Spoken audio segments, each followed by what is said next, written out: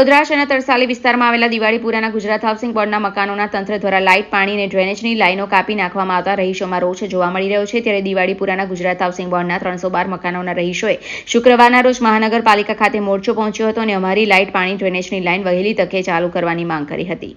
મહાનગરપાલિકા દ્વારા ચોમાસા દરમિયાન શહેરમાં અનેક જર્જરિત ઇમારતોને ડિમોલેશન અથવા રિપેરિંગ કરવા માટેની નોટિસો આપવામાં આવી હતી. ત્યારે શહેરના તરસાલી દિવાળીપુરા ખાતે 312 મકાનોને નોટિસ આપવામાં આવી હતી કે આ મકાનોનું સમારકામ અથવા મકાનો તોડી નવેસરથી બનાવવા માટે તંત્ર દ્વારા નોટિસ આપવામાં આવી હતી, પરંતુ સ્થાનિક લોકો દ્વારા કોઈપણ પ્રકારની કાર્યવાહી ન કરતા તંત્ર દ્વારા ગતરોજ સ્થાનિક લોકોના વીજ કનેક્શન કાપી અને ડ્રેનેજનું કનેક્શન કાપી નાખવામાં આવ્યું હતું. ત્યારે સ્થાનિક લોકોએ પાલિકા સ્થાયી સમિતિના ચેરમેન ડોક્ટર શીતલ મિસ્ત્રીને પણ રજૂઆત કરી હતી. આજે તરસાલી દિવાળીપુરા વિસ્તારની અંદર મકાનો તોડવા 2 દિવસ પહેલા કોર્પોરેશન આવી તેને કોર્પોરેશને મકાનો તોડ્યા નથી, પરંતુ એને ગટર લાઈન, પાણી લાઈન, વિદ્યુત લાઈન બધી વસ્તુનું કપાણ કર્યું છે. એટલે હાથ પગ તોડી નાખ્યા છે, પબ્લિક જાય ગયા.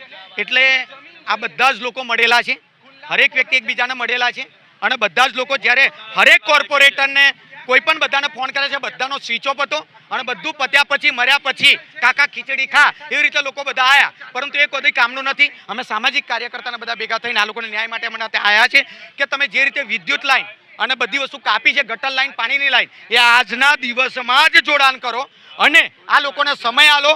અને આ બધાએ મને એવું લાગ્યું છે કે સોનાની લંગડી હોય, આ બધાની મીઠ હોય કે આ સોનાની લંગડીની અંદર અમુને પણ પર્સન્ટેજ મળશે, અમુને પણ પૈસા મળશે અને કદાચ એવું બી બની શકે કે મોટા મોટા બિલ્ડરોને વેચી દીધું હોય, પરંતુ આ ચાલવા દેવામાં નહીં આવે.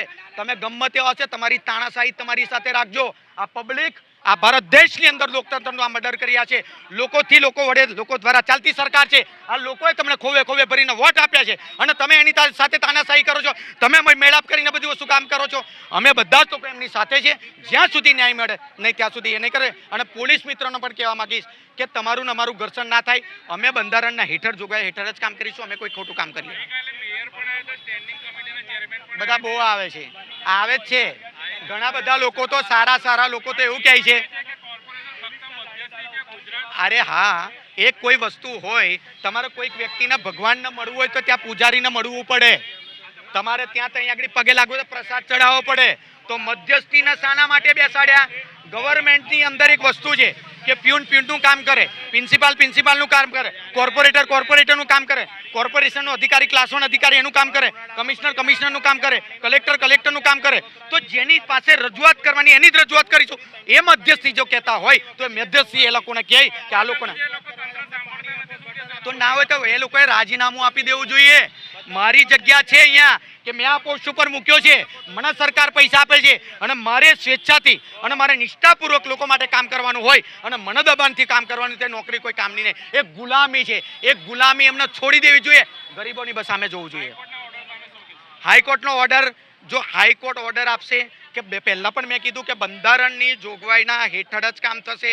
આ લોકોની ગલતી હશે, એમને નોટિસ આપી હશે, જે તે દિવસની અંદર આ લોકો બી ધરાશયી થાય તો સાચી વાત છે કે કોર્પોરેશનની ઉપર આ લોકો એ કરી દે કે ભાઈ આ મરી ગયા તો એનું શું. કેમ કે હરણીની અંદર બી એકવાર બનાવ બની ગયેલો છે, સોરી અટલાદરા બાજુ, એટલે એ લોકોની બી સાચી વાત છે. પરંતુ હમણાં ચોમાસું આ લોકો જાય ક્યાં? અને જેટલા બી મકાનો છે એમાં 80-85% મકાનો પરફેક્ટ જ છે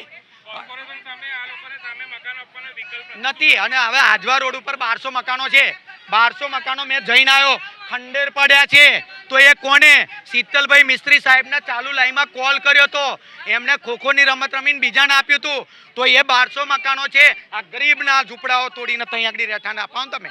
આ સોનાની લંગડી છે સાહેબ. તમારા મીડિયાના માધ્યમથી છાતી ઠોકીને કહું છું, કેમ કે મને કોઈના બાપનો ડર નથી. એનું કારણ છે હું ગરીબોની સાથે છું. આ લોકો બધી મિલીભરત છે અને આ બધી વસ્તુની જમીન વેચી દેશે અને પોતાના પૈસાના ખિસ્સા ભરશે. આ ગલત કામ કર્યું છે એ લોકોએ. અમે કોઈ જઈશું એકદમ હવારે આવી ગયા, 500-600 પોલીસ વાળા લઈને આવી ગયા. ઘરથી કોને બહાર નકળવા દીધું, દંડા લઈને કે અંદર ઊભા થઈ ગયા, કોને આવવા નહીં દીધું. આયા સીધી લાઇટો બંધ કરી નાખી, ગટર લાઈન ખોદી નાખી, બધું જ બંધ કરાવ્યું, પાણી ગેરેજ બધું જ બંધ કરાવી નાખ્યું છે. હવે એના વગર કોણ રહેશે? 24 કલાકથી ઉપર થઈ ગયા છે. હવે આ નાના છોકરા બહેરાઓ કઈ જશે? મને એ વિચાર છે. નોટિસમાં લખેલું છે કે રિલેશન કરો તમે તમારા પોતે ખર્ચે. 15 દાડા પહેલાં આવ્યા હતા તો તમારા ખોટે લોકો પોતાના વ્યાજે પૈસા લાવીને લોકો કરે રિલેશન. એવું નહીં કે કરતા નહીં, કરે જ છે, ચાલુ જ છે કામ. એટલામાં આવી ગયા મિનિમમ 8 કે 7 દાડા થયા હશે. આવી ગયા એકદમ સવારે બધા નોકરી ગયા હશે, કામ ધંધામાં બધાને ખબર પડે તો બધા આવ્યા. પણ એના પહેલાં તો કામ તમામ કરી નાખેલું આ લોકોએ. હા આ છે મ્યુનિસિપલ કોર્પોરેશન ઓફિસમાં જોઈએ એવું કહે છે અગર અમારું લાઈન બાઈન કાલું ના તો અમે ધરના લઈને જ બેસીશું. મારું નામ તિલક છે.